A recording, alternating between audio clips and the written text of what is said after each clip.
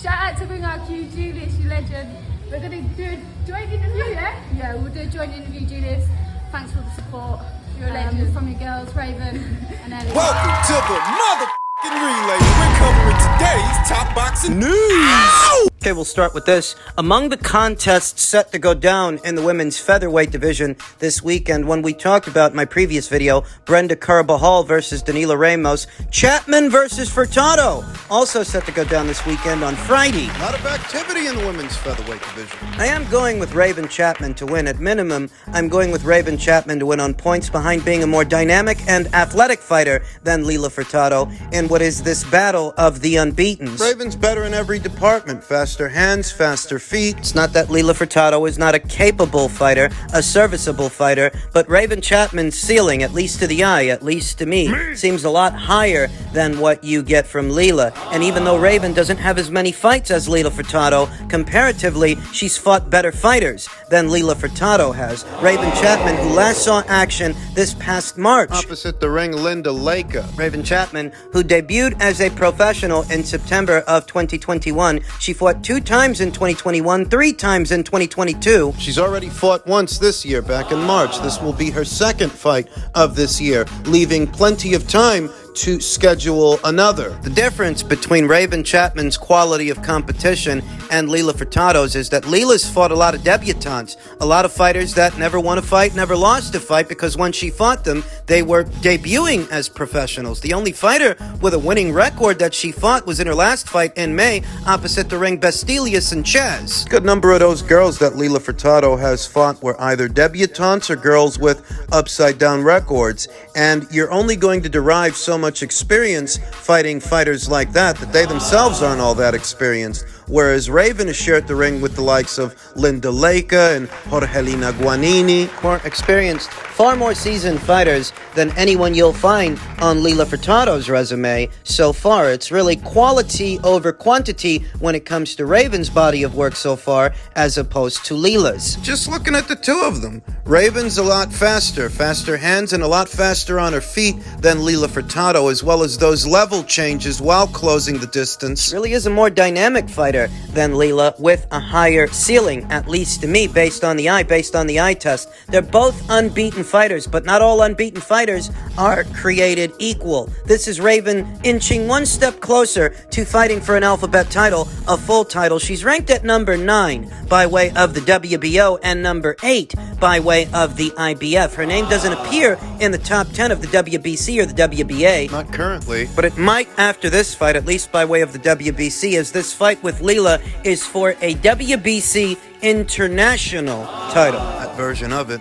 Beyond this weekend's fight, surely that WBC international title will help her achieve a top 10 spot by way of the World Boxing Council, the WBC title. We'll see. Proliferation of number 1 contenders waiting to challenge this division's undisputed champion, Amanda Serrano. You have Erica Cruz of Mexico at number 1 by way of the WBC, Nina Menke of Germany at number 1 by way of the WBA, Argentina's own Brenda Carbajal, who will be fighting this weekend. She's already interim champion by way of the WBO, and Denmark's Sarah Mahfoud, former IBF champion, currently ranked at number 1 by the IBF, as well as unbeaten up-and-comers like Karis Artingstall and Ebony Jones. Raven Chapman, who's fighting this Friday. Tiara Brown, Sky Nicholson, Sarah Liegman, Sophia Leash. Women's featherweight division is set to become one of the hottest divisions in the entire sport of women's boxing, because it has a high concentration of unbeaten up-and-comers and seasoned fighters, former champions, any number of excellent fights to make. I don't think that Amanda Serrano is going to stick around long enough to see herself fighting the majority of these fighters, because she's inked a pact with the PFL to participate in their MMA league. She wants to resume her MMA career now that she's done most of what there is to do, if not all of what there is to do in the sport of boxing. Given the number of unbeaten up-and-comers that are coming through and what the division already consists of, what fighters are already there and have been there, 126 is set to heat up, even in the absence of Amanda Serrano. If those belts get redistributed, if she vacates them, the landscape is going to change, and a new crop a new cycle of champions will sprout. I've long been a believer in Raven Chapman's boxing. She's one of my favorite unbeaten up-and-comers, if not my favorite, and I'm not going to apologize for that. I fucking love Raven Chapman. Of all the unbeaten up-and-comers coming through in the women's featherweight division, Raven really is my favorite, and I think she has one of the higher ceilings of all the unbeaten up-and-comers coming through, rivaled only by Karis Artingstall and perhaps Germany's own Sophia Leash, a very young fighter we've talked about here on the channel. Now, this weekend, Raven will be putting her skills to the test once again, and I'm confident that she's got enough there that she can, at minimum, win a points decision against Leila Furtado. So I've got Raven on points this Friday, and we'll see what happens after that. Men's heavyweight news. Eddie Hearn had this to say. He said, "I cannot believe how highly people rate Deontay Wilder. He's never beaten a top 5 heavyweight. Luis Ortiz is his best win. He was getting smashed in the first fight. He was down 7-0 in the second fight. He's never beaten an elite heavyweight." We've evaluated Deontay Wilder's resume before, having debuted as a professional all the way back there in 2008. 46 fights ago. 46 fights, and only 3 of those fights were against top 10 heavyweights. Only 3 out of the 46. He only fought 3 top 10 divisional top 10 heavyweights. He only fought 3, and of the 3, he only beat 2. How does a guy with a resume like that get as many plaudits and as much praise as Deontay Wilder gets, when the only top 10 heavyweights he's shared the ring with are Bermane Stiverne for the WBC title, Luis Ortiz, who was then unbeaten, and Tyson Fury, who gave him a shellacking. 2 times. We've evaluated Deontay Wilder's resume before, many times. There's not much new ground to cover there, but how does a guy with a resume like this get as many plaudits and as much praise as Deontay Wilder gets? And it's mostly because there are some who would like to see a return to the dominant American heavyweight, the old era, the older era of the heavyweight division, when most of the top guys just so happen to be American. So many individuals out there are so desperate to see a dominant American heavyweight, they were willing to overlook Deontay Wilder's piss-poor level of competition, his piss-poor resume. A guy who debuted as a professional in 2008, amassed something like 46 pro bouts, 46 fights, and only 3 of those fights were against top 10 heavyweights. 3 of those fighters, I should say, because he fought Bermane Stiverne 2 times and Luis Ortiz, and he fought Tyson Fury 3 times. But of those 3 top 10 heavyweights, he only beat 2. People give him a pass, that's what it is. For the first 7 years and 32 fights of Deontay Wilder's career, he didn't fight anyone of substance, anyone of note, which is saying a lot because he was an Olympian. He was a bronze medalist. He wasn't Joe Blow who walked into a boxing gym off the street. He did have a good enough amateur background that he actually medaled, but when he went pro, the first 7 years of his career, he spent it fighting no-hopers, fat cruiserweights, and nobodies. They give him a pass. Don't give me the guff about the late starter. Deontay Wilder was a late starter because Anthony Joshua was a late starter. He was a late starter in the sport. But he won the gold in the amateurs, and he was already fighting for a full-fledged world title just 3 years into his pro career. 3. Not 7 like Deontay. It only took Anthony Joshua 3 years to win a belt. 3 years and something like 16, maybe 15, 16 fights, whereas Deontay, he needed 7 years and 32, 33 pro fights. The American media, they give him a pass for this, but what I see is a fighter who was protected for the first 7 years of Deontay Wilder's career. He was guided away from all the somebodies in his division, all of them. Vladimir Klitschko included. All of them. This is what Eddie Hearn is talking about, that for the piss-poor resume this guy's got, the fact that he's only actually fought 3 top 10 heavyweights in 46 fights, and of the 3, he only beat 2. This is what Eddie Hearn is talking about. And he's likely talking about it because of the undue, unfair criticism his fighter gets. The unfair, undue criticism Anthony Joshua gets, who's been fighting top 10 heavyweights for years. Been tracking these guys' careers for years. And I've been tracking the state of the weight class for years. That's how I know that Anthony Joshua, when he fought Dominic Breazeale, Dominic was rated top 10 in the division at that time, unbeaten, as well as Charles Martin. He was an unbeaten fighter, an unbeaten IBF champion. He was a top 10 fighter. Breazeale, Martin. To calm Parker, Povetkin, Pulev. They were all rated top 10 in the division at the time that Anthony fought them. Whether you're talking about Ring Magazine's top 10 or ESPN's, BoxRec's, CBRB's. it's a statistical fact that in spite of all the criticism that Anthony Joshua gets, he fought way more top 10 fighters than Deontay Wilder did, but Deontay seems exempted of criticism, whereas Anthony gets nothing but. They don't do nothing but criticize this guy. They don't do nothing but tear him down, even though he went on to become a unified champion and Wilder didn't. Became a two-time heavyweight champion, and Wilder didn't. You see guys like Teddy Atlas saying things like how quickly everyone forgets that Wilder recently KO'd this guy in one round. This is what Eddie Hearn is talking about. Guys like Teddy Atlas and their lazy boxing takes. It is true that Deontay Wilder dispatched of Robert Helenius in just one round, but he wasn't a late replacement when Wilder fought him. Wilder had a full camp for that guy, and not only that, he was already Wilder's sparring partner. You already knew him. Those weren't the circumstances for this past weekend's fight. This past weekend's fight was a late replacement for Dillian White. That's who Anthony Joshua was getting ready for, only so that a week out from the fight, Robert Helenius stands in instead. Teddy Atlas won't tell you that. Won't tell you that where Deontay Wilder needed 9 rounds to put away Eric Molina, Anthony Joshua only needed 3. Teddy Atlas won't tell you that. Just like Teddy Atlas won't tell you that when Deontay lost the WBC title, it's not like he ever got it back. He's not a 2-time heavyweight champion, unlike Anthony, who did win his titles back in the rematch with Andy Ruiz. Aldo never avenged his losses to Tyson Fury. Do you want to make snap judgments about Anthony Joshua? All these lazy boxing takes. Teddy continued, as I've said on my podcast, you could put the hotel doorman in with Joshua and they'd get 50,000 fans to come.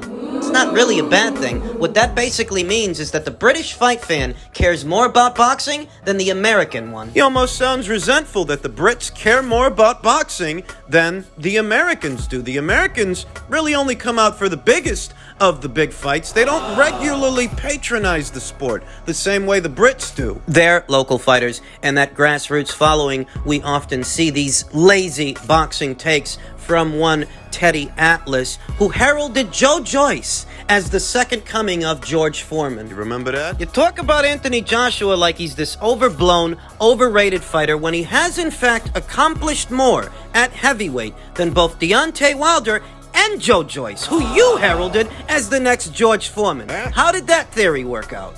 Joe Joyce knocks out the most polite heavyweight in the entire heavyweight division. You crown him the next George Foreman. But Anthony Joshua unifies 3 alphabet titles, becomes a 2-time heavyweight champion, and you want to tear him down? Typical of the Americans. Typical lazy boxing takes from the emotional, irate Americans. I mean, could you imagine if Eddie Hearn would have told the media that Anthony Joshua was not ready to unify a title with another champion at the weight because he's just a baby? That's what Shelly Finkel said when he was asked if Deontay would unify with Vlad. Deontay, an Olympic bronze medalist, 7 years and 33 fights into his pro career, according to Shelly Finkel, was just a baby. For Christ's sakes, Anthony Joshua was already a unified champion just 4 years into his career. But he gets a lot of stick, and this is what Eddie Hearn is talking about, that Deontay Wilder gets a pass. He gets praised for what is an abysmal resume, while Anthony gets nothing but criticized, no matter what he does. I've been chronicling this phenomena for years now here on the channel, and it seems that it's still alive and well.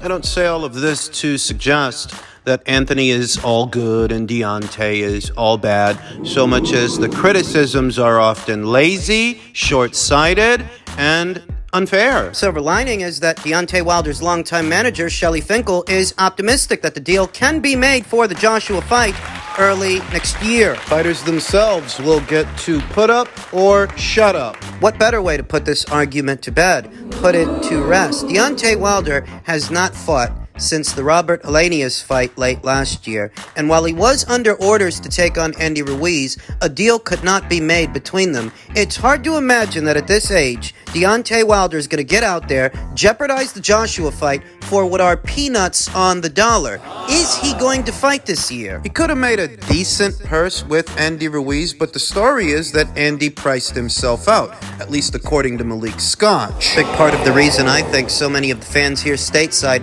are resistant resentful of Anthony Joshua's following and his marquee value is because Deontay Wilder is not his equivalent. He doesn't have that drawing power here in America, and that was evident in the second Luis Ortiz fight and the more recent Robert Helenius fight. That didn't sell nothing at the box office. For all the content creators here on YouTube that like to talk him up and his fans online, in the real world where you need real money to make a dent and real fans, don't you see that Anthony's on the Forbes list? Wilder isn't. They hate whenever I bring that up, whenever I remind them that on the current Forbes list of top-earning athletes irrespective of their sport, there are only two boxers, just two, Canelo Alvarez and Anthony Joshua. Deontay Wilder is nowhere to be found, and for that reason, they resent Anthony because they feel like he shouldn't have that many fans, but he does. They feel like he doesn't deserve it. But Wilder does. If the boxing gods are generous, we will see this long, drug-out argument brought to finality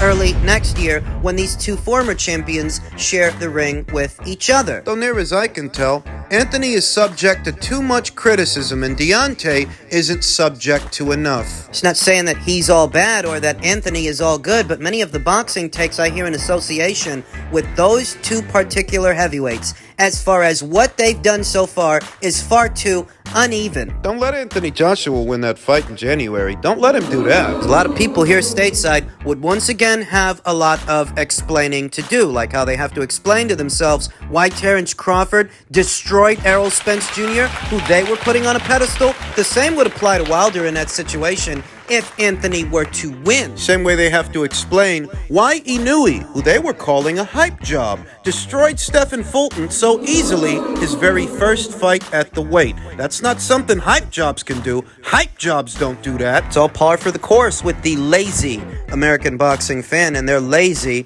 boxing takes. I'm not even telling you that Anthony Joshua is perfect. No. Far from it. But for the criticism he gets, given what he's accomplished so far, it's unwarranted. So many people are so quick to tear him down when here you have unbeaten Tyson Fury, reigning WBC champion, and instead of fighting for undisputed the way Anthony would have, this guy's off boxing an MMA fighter. What good does that do for the sport of boxing? What good does that do for the division? If Anthony Joshua, while in possession of his titles, decided he doesn't want to unify with the only other champion at the weight, he'd rather box an MMA fighter in a cash fight, a cash grab instead, what would people say? They play by a different set of rules whenever it comes to Anthony. They never give that kid his just due. You say it's because he looked human opposite the ring Robert Helenius, but how many times has Deontay Wilder gone out there and looked human? How many? And didn't Tyson Fury look quite human opposite the ring the unheralded Otto Wallin? Nobody was expecting Otto to give him the fight that he gave him. It seems to me they pull their punches with everybody else, but they let Anthony Joshua have it. They don't pull no punches with him. That's what I see. The silver lining for Anthony is that at the end of this year, or the beginning of the next one, he will get the chance to silence his critics, silence his naysayers, in a way that he's long pursued. Fight long awaited, long anticipated. Once again, I'm not trying to convince you that Anthony Joshua is perfect, because I don't think he is, but along with Anthony, I think Wilder's pretty far from fucking perfect. Miles from it. So distribute the criticism evenly, why don't you?